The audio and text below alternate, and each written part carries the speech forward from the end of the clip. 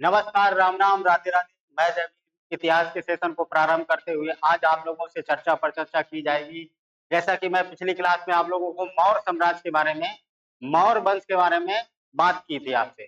तो मौर्य वंश में मैंने चंद्रगुप्त मौर्य और बिंदुसार के बारे में हम लोगों ने पढ़ रखा है। आज हम लोग स्टार्ट करेंगे अशोक के बारे में। अशोक किस प्रकार अशोक महान बना, समझे? उसने कौन सी लड़ाई में उसका हृदय परिवर्तन हो जाता है, किस तरीके से उसने शिलालेखों पर इन सारी चीजों को दर्शाया, बताया। उन सभी के बारे में आप लोगों से चर्चा पर चर्चा की जाएगी कि अशोक ने बौद्ध धर्म को कब अडॉप्ट किया, अपनाया है, बौद्ध धर्म का प्रचार प्रसार के लिए किन लोगों को कहाँ भेजा, इन सभी के बारे में आप लोगों से चर्चा की जाएगी। तो आइए हम लोग चलते हैं अशोक के बारे में, उसके परिचय के बारे में, उसके जन्म के बारे में, इन सारी जानकारी को हम लोग कलेक्ट करते हैं और समझते हैं। ठीक है, तो आइए चलते हैं अशोक। अशोक का देखो पिक्चरों में, फिल्मों में कई तरीके से दर्शाया गया है। सत्यम, ये देखो क्या चल रहा है, कई तरीके से दर्शाया गया है कि ये देखिएगा पिक्चर आपको दिखाई दे रही होगी शाहरुख खान की, है तो इस तरीके का अशोक, तो कई तरीके की पिक्चरों को दिखाया गया है। तो अशोक के बारे में सबसे पहले उसके परिचय के बारे में हम लोग जान लेते हैं कि परिचय क्या है उसका। तो अशोक का जन्म और अशोक कैसे अशोक बना, इन सारे बातें हम लोग सीख लेते हैं। तो देखिएगा दिया गया अशोक के परिचय में उसके पिताजी का नाम क्या था, सभी जानेंगे। साथ साथ में देखो पिताजी कौन थे, बिंदुसार।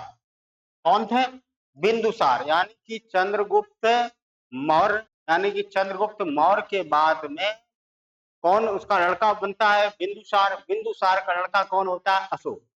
ठीक है, तो अशोक, उनकी जो माता थी सुभद्रंगी, ये माता का नाम है।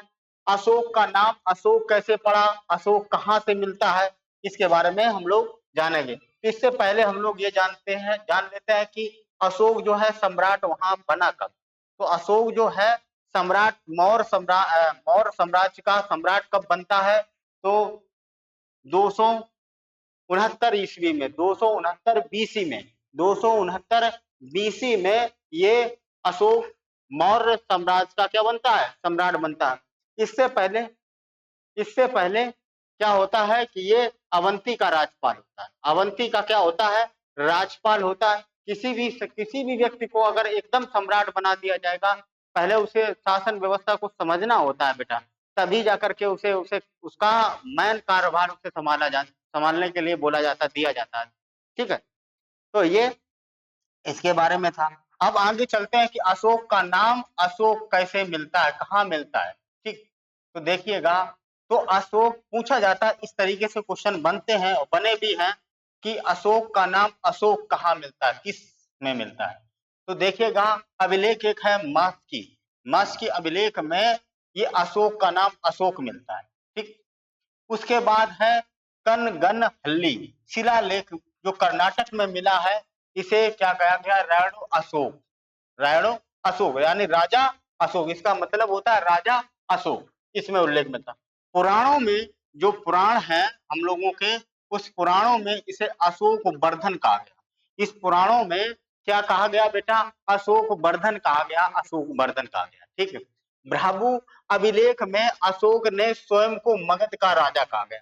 अच्छा क्वेश्चन यहाँ से बन सकता है कि किस अभिलेख में अशोक ने स्वयं को क्या कहा है, मगध का राजा का, यानी कि 16 महाजनपदों में सबसे विशाल और सबसे शक्तिशाली जो जनपद था उसका नाम बेटा क्या था, मगध था। क्या नाम था, मगध था। ठीक है, तो ये अब आगे चलते हैं कि 1837 ईस्वी में जेम्स प्रिंसेप द्वारा प्राप्त ब्राह्मी लिपि का अभिलेख है, जिसमें देव नाम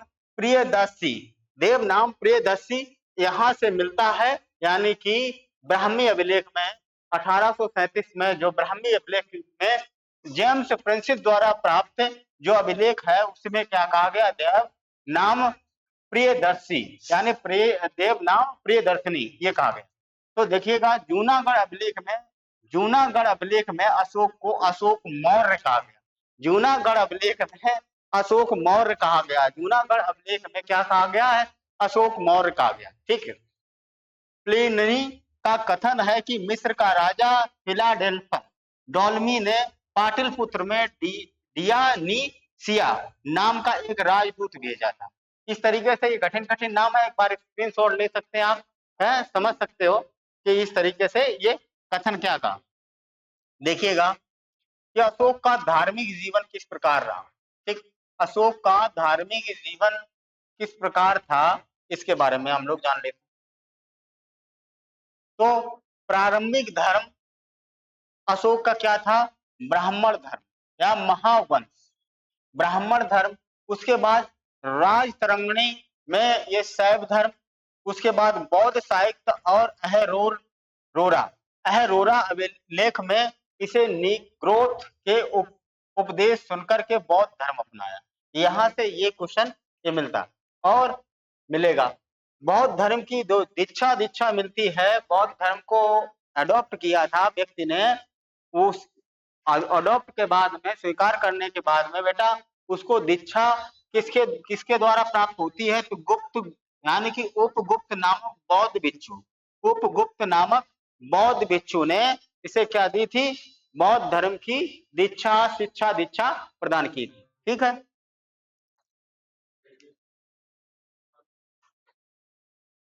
आगे चलते हैं। बौद्ध तीर्थों की यात्रा। देखिए, बौद्ध तीर्थों की यात्रा में हम लोग क्या जानेंगे कि राज्याभिषेक 10वें वर्ष में बौद्ध गया में होता है। 12वें वर्ष में क्या होता है? निगाली सागर होता है। उसके बाद 20वें वर्ष में लुम्बिनी में ये बौद्ध यात्रा करता है। तो इस तरीके से बौद्ध यात्रा अशोक की होती है।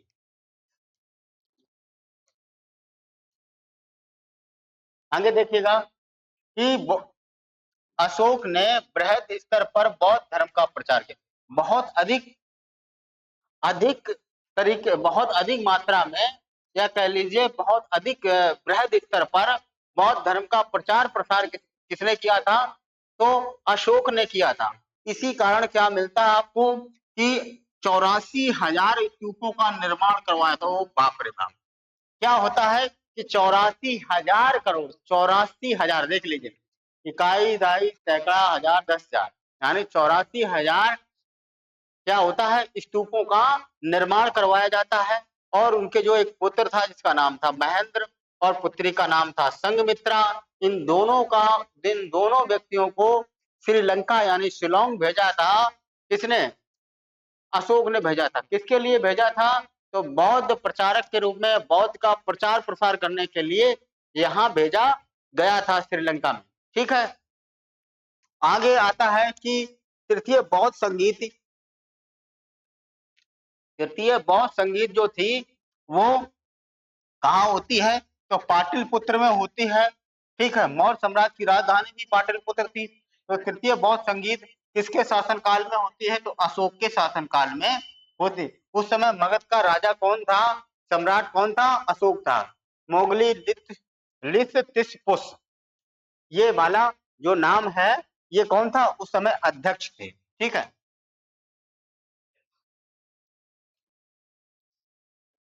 अशोक का आजीवक संप्रदाय से क्या संबंध था? अशोक का आजीवक संप्रदाय से बेटा क्या संबंध था?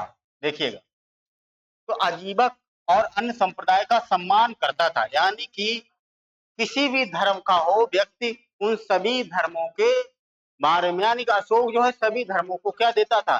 सम्मान देता था। इसका मतलब यहाँ से ये निकल के आता है कि धार्मिक सहिष्णुता था, यानी कि धार्मिक सहिष्णु व्यक्ति था, यानी कि सभी धर्मों को जब इज्जत देता था, सम्मान देता था, तो अजीवक नहीं बल्कि सभी संप्रदायों का ये क्या करता था? सम्मान प्रदान करता था। तो बराबर की पहाड़ियों में यहाँ से क्वेश्चन बनने के चांस रहेंगे कि बराबर की पहाड़ियों, यानी बिहार में बराबर की पहाड़ियां, उसमें 4 गुफाएं हैं। यहाँ से देखो क्वेश्चन पूछा भी गया है कि कर्ज हुआ, चौपार हुआ, सुदामा हुआ और विश्व झोपड़ी, इन सभी गुफाओं का निर्माण किसके द्वारा होता है? तो किसके द्वारा होता है? अशोक के द्वारा होता है। सम्राट अशोक के द्वारा इन 4 गुफाओं का निर्माण होता है। ये कहाँ होता है? बराबर की पहाड़ियां जो बिहार में है, इनमें इसका क्या होता है, इसका निर्माण किया जाता है। अशोक का धम्म, अशोक ने धम्म में क्या क्या दिया गया है कि अशोक के 11वें शिलालेख का वर्णित किया गया है। उसका अर्थ होता है नैतिक नियमों की संहिता, नैतिक नियमों की संहिता। अशोक के धम्म यानी कि अशोक ने कौन कौन से नियम नैतिक बनाए थे, तो 11वें शिलालेख में इसमें सारी चीजें वर्णित किया गया है कि इसका मतलब क्या होता है, नैतिक नियमों की संहिता। ठीक, 11वें शिलालेख। अब देखो अशोक की कलिंग विजय, अशोक की कलिंग विजय, यहां से भी क्वेश्चन बन सकते हैं आप लोगों के एग्जाम में।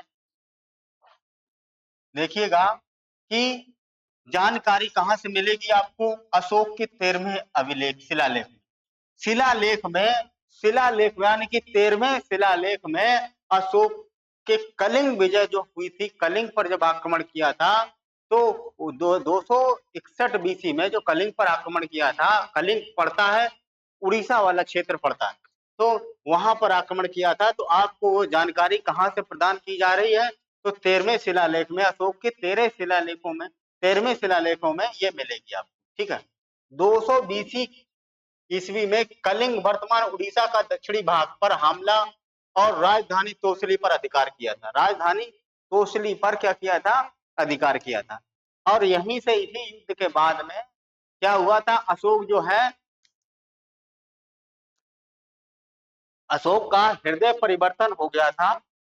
वो हिंसा से फिर किसमें आ जाता, अहिंसा। देखो किस तरीके से रो रहा है, परेशान है बेटा, है किस तरीके से ये दुखी है कि बहुत सारे जन हानि होती है, बहुत सारा आर्थिक नुकसान होता है। जब वो मरे हुए कटे हुए सरों को देखता है तो उसका मन बड़ा दुखी हो जाता है। यहीं से ये क्या करता है, किसी को भी ना मारने, चाहे जीव जंतु पशु पक्षी, किसी भी व्यक्ति की हत्या करने से बचता है। कहता आप किसी भी व्यक्ति की मैं हत्या नहीं करूंगा, यानी कि इस तरीके से उसका पूरी तरीके से हृदय परिवर्तन हो जाता है। बाद में ये तभी अशोक महान कहलाता है। ठीक, देखो कितने लोगों को, लाखों की संख्या में इसने इस युद्ध में लोग मारे गए थे। जब ये देखो पड़े हुए, देखो सर, ये देखो कितनी हार, किसी का हाथ पड़ा, किसी का पैर पड़ा है, बहुत सारे लोग मारे गए थे। यहीं से इसका मन हृदय परिवर्तन हो जाता है, यानी कलिंग युद्ध के बाद। आइए आगे चलते हैं। परिवर्तीय मौर्य शासक, परिवर्तीय मौर्य शासक कौन है? तो आप यहां से एक दो बातें और जान लीजिएगा कि क्या जानोगे कि मौर्य शासन जो है कितने वर्षों तक रहा। मौर्य शासन बेटा कितने वर्षों तक रहा, तो 137 वर्षों तक रहा, 137 वर्षों तक मौर्य शासन रहा। और मौर्य शासन का जो अंतिम शासक था बेटा बृहद्रथ था। अब बृहद्रथ था अंतिम शासक, इसका एक सेनापति था जिसका नाम था पुष्यमित्र शुंग। क्या नाम था? पुष्यमित्र शुंग, ये सेनापति था। और ये क्या किया, इसी सेनापति ने बृहद्रथ की हत्या कर दी जाए, हत्या कर देता है। ये बेटा पुष्यमित्र शुंग कौन, कहाँ का था? चीन का था, चीन का था, चीनी ब्राह्मण था, चीनी ब्राह्मण था। इसने क्या की, हाँ, ये चाइना से यानी चीन से आया हुआ एक ब्राह्मण था। किसी तरीके से इसके दरबार में जाता है, रिक्वेस्ट करता है कि भैया हमें किसी तरीके से आप रख लीजिए, बस खाने 2 वक्त की रोटी मिलती रहेगी, हमें कोई भी धन दौलत नहीं चाहिए आपकी, हम बस 2 वक्त की रोटी के लिए आपके दरबार में आए हैं, उसके बदले में आप हमसे जो भी काम करवाना चाहें हम आपका सारा काम कर लेंगे। तो देखिएगा, ये हमेशा याद रखना कि जब भी कोई वक्त इस तरीके से आपके पास में आए कि हमें 2 वक्त की रोटी, इसका मतलब है कि उसका टारगेट कहीं और है। ठीक है, पूरा राजपाट टारगेट है उसका। तो उसने क्या किया कि सेनापति बना दिया गया है, और बहुत ही महत्वाकांक्षी व्यक्ति था। इसने क्या किया, समय पाकर के जब मौका मिला, इसने क्या किया, बृहद्रथ की हत्या कर दी। बृहद्रथ की जब हत्या कर दी, तो ये हत्या कब होती है, 185 ईसा पूर्व, 185 ईसा पूर्व में इसकी क्या कर दी जाती, हत्या कर दी जाती। और खुद मगध का क्या बन जाता है, राजा बन जाता, सम्राट बन जाता। उसके बाद में इसने वो तांडव किया कि इसने बौद्ध भिक्षुओं को जम के उनका कत्लेआम किया। बौद्ध भिक्षुओं की बौद्ध धर्म को बिल्कुल उखाड़ फेंकने का काम किया, बौद्ध धर्म को समाप्त करने का काम किया। जितने भी बौद्ध भिक्षु मिल जाते थे, जो भी बौद्ध भिक्षुओं का सर कलम करके लाता था, उसे पुरस्कृत करता था, उसे पैसे देता था, उसका सम्मान करता था।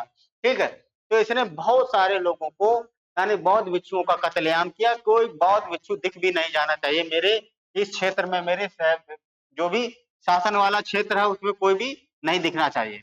तो मगध में एक नए वंश की स्थापना होती है जिसका नाम है शुंग वंश। शुंग वंश की स्थापना कब होती है? तो 185 ईसा पूर्व यहाँ पर ये मगध साम्राज्य में एक नए वंश की स्थापना होती है जिसे कहा जाता है शुंग वंश।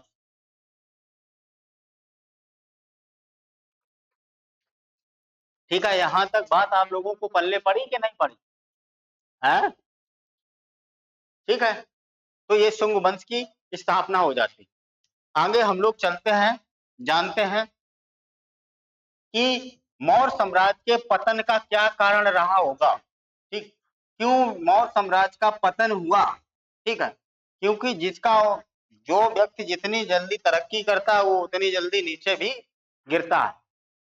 तो देखो 137 साल के शासन पीरियड में 137 वर्षों तक मौर्य साम्राज्य ने शासन किया, मौर्य वंश ने शासन किया। उसके बाद इसका क्या होने लगा? पतन होने लगा। तो पतन किस तरीके से हुआ देखिएगा कि अयोग्य उत्तराधिकारी, जो भी मौर्य वंश के जो चंद्रगुप्त मौर्य, बिंदुसार और अशोक के बाद जितने भी शासक आते हैं वो सबके सब कैसे होते हैं बेटा? अयोग्य होते हैं। अयोग्य होते हैं, उनके अंदर वो योग्यता ही नहीं होती है जो शासन सत्ता को लंबे समय तक चला सकें। तो उसके बाद में क्या है? अत्यधिक केंद्रीकृत शासन। रोमिल्ला थापर ने कहा कि अत्यधिक केंद्रीकृत शासन था, यानी कि बस चंद लोग ही शासन व्यवस्था को चला रहे थे। जैसे देख लीजिए पुष्यमित्र शुंग ने को इतना बड़ा विश्वास करता था बृहद्रथ कि हर बहुत सारे कामकाज उसी को सौंप रखा था। तो अत्यधिक केंद्रीकृत शासन था। लोग देश दुनिया में पब्लिक के बीच में असंतोष था, लोग उनकी बातों की पब्लिक की जो मूलभूत आवश्यकताओं की उपेक्षा की जाती थी है, तानाशाही व्यवस्थाएं थी, समझे, बेरोजगारी, महंगाई, बहुत सारी समस्याओं से जूझ रहे थे। तो ये अत्यधिक केंद्रीकृत था, ये इस वजह से इसका कारण ये भी रहा पतन का। उसके बाद दिया गया ब्राह्मणों की प्रतिक्रियाएं। ब्राह्मणों की जो प्रतिक्रियाएं थी, क्रियाकलाप थे, वो ठीक नहीं थे मौर्य साम्राज्य के परवर्ती शासकों के बाद, यानी कि अशोक के बाद में। तो ये किसने कहा? एच.सी. राय चौधरी ने। एच.सी. राय चौधरी ने ये बताया कारण कि ब्राह्मणों की प्रतिक्रिया किस तरीके से रही मौर्य साम्राज्य में पतन का कारण, एक ये भी है।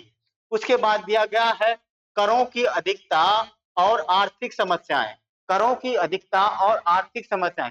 कर क्या किए जाते थे? आमदनी होती नहीं थी, खर्चा क्या नाम, 1 रुपया आमदनी 98, ये कहावत होती है। ठीक है, तो खर्चा यानी करों को बढ़ाते चले जा रहे थे, आमदनी कुछ थी। अब जब कर बढ़ते चले जाएंगे तो आर्थिक बोझ बढ़ता चला जाएगा, तो आर्थिक समस्याएं उत्पन्न हो जाती। तो एक कारण ये भी था कि आर्थिक समस्याएं उत्पन्न हो गई बेटा। तो इस ये पतन का एक ही कारण ये भी रहा। उसके बाद क्या था? अशोक के बाद मौर्य साम्राज्य का विभाजन हो गया है। अशोक के बाद में मौर्य साम्राज्य विभाजन हो गया। वो क्षेत्र है दो टुकड़ों में बट जाता है, एक कुणाल पश्चिमी क्षेत्र हो जाता है, एक दशरथ पूर्वी क्षेत्र हो जाता है। समझे? तो दो क्षेत्रों में इसके बाद में ये विभाजन हो जाता है। तो टुकड़े हो जाएंगे तब भी शक्तियां क्या हो जाएंगी? कमजोर हो जाएंगी, कोई भी व्यक्ति आक्रमण कर लग सकता है। ठीक, मौर्यकालीन प्रशासन। मौर्यकालीन प्रशासन की क्या व्यवस्था थी, आइए जानते हैं।